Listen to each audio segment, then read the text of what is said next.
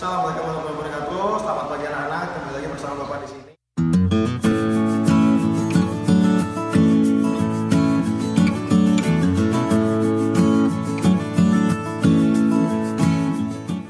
Pada pagi hari ini, Rabu 22 Juli 2020, kembali lagi kita akan belajar tentang transportasi.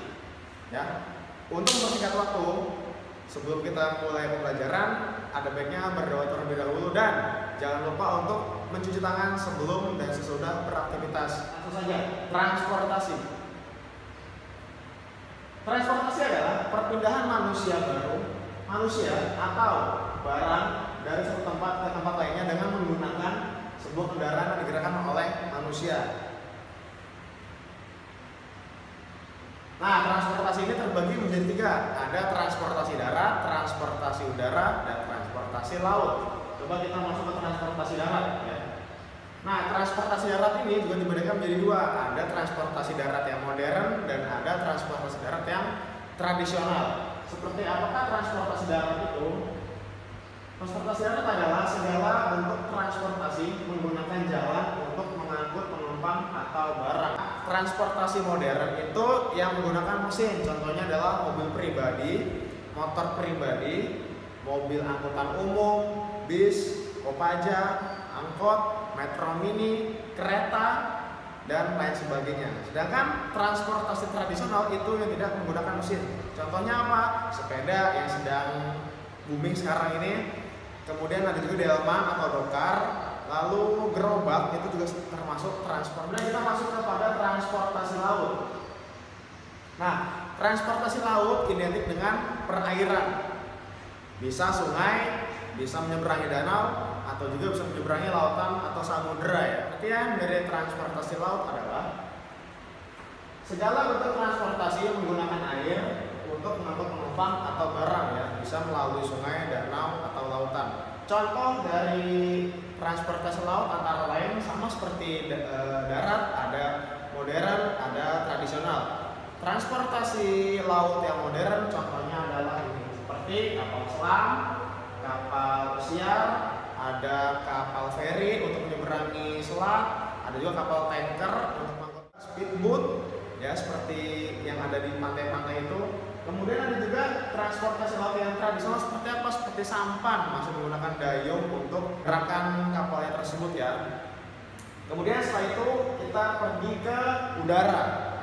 Transportasi udara yaitu angkutan udara adalah setiap kegiatan dengan menggunakan pesawat udara untuk mengangkut penumpang, kargo, dan atau pos tunggu satu perjalanan atau lebih dari satu bandara udara ke bandara udara yang lain. Nah, sama seperti transportasi darat laut, transportasi udara juga sepertinya ada yang modern dan ada juga yang tradisional. Yang modern, contohnya saja yang paling sering kita lihat di langit bebas adalah pesawat terbang dan ada juga helikopter. Untuk transportasi udara yang masih tradisional itu seperti balon udara, namun penggunaannya itu sekarang sudah sangat jarang karena masih menggunakan gas. Nah, tadi anak-anak sekalian sudah bisa memahami ya apa itu pengertian dari transportasi darat, udara, dan laut, dan juga sudah tahu apa contoh-contoh transportasi udara, darat, dan laut, baik itu yang tradisional maupun yang modern. Ini anak-anak dapat mengklasifikasikan atau mengelompokkan ini termasuk transportasi jenis apa, udara kah, laut kah, atau darat kah. Ini juga merupakan jenis transportasi apa, modern kah, atau tradisional. Bisa anak-anak? Bisa. Setelah tadi kita mengenal jenis transportasi darat, laut, dan udara, kita juga perlu mengenal yang namanya tempat pemberhentian. Baik itu transportasi darat, laut, maupun udara memiliki tempat pemberhentian sendiri ya. Kalau transportasi darat itu ada yang disebut dengan terminal. Ada terminal bus, ada terminal angkut, ada pool untuk taksi, dan lain sebagainya. Di dekat sekolah kita, Malaka JK4, terdapat yang namanya terminal angkut, disebutnya terminal Perumnas Klender. Ada juga terminal bus yang ada di Pulau Gebang, ada juga terminal bus yang berada di Pulau Gadung. Kemudian jangan lupa juga untuk pemberhentian kereta itu disebutnya dengan stasiun. Nah, Nah, stasiun di Jakarta yang terkenal adalah stasiun Gambir, kemudian juga stasiun Pasar Senen. Di dekat rumah kita banyak, tapi itu hanya kereta-kereta KRL, ya, seperti stasiun Klender Baru atau Pondokopi, stasiun Klender, stasiun Buaran, stasiun Jatinegara, dan lain sebagainya. Selain transportasi darat, transportasi laut juga memiliki tempat pelabuhan. Ya, pelabuhan itu disebut dengan Tanjung Priuk, itu berada di Jakarta Utara, dekat Taman Impian Jaya Ancol. Kemudian tidak lupa juga untuk bandar udara atau tempat pemberhentian dari pesawat.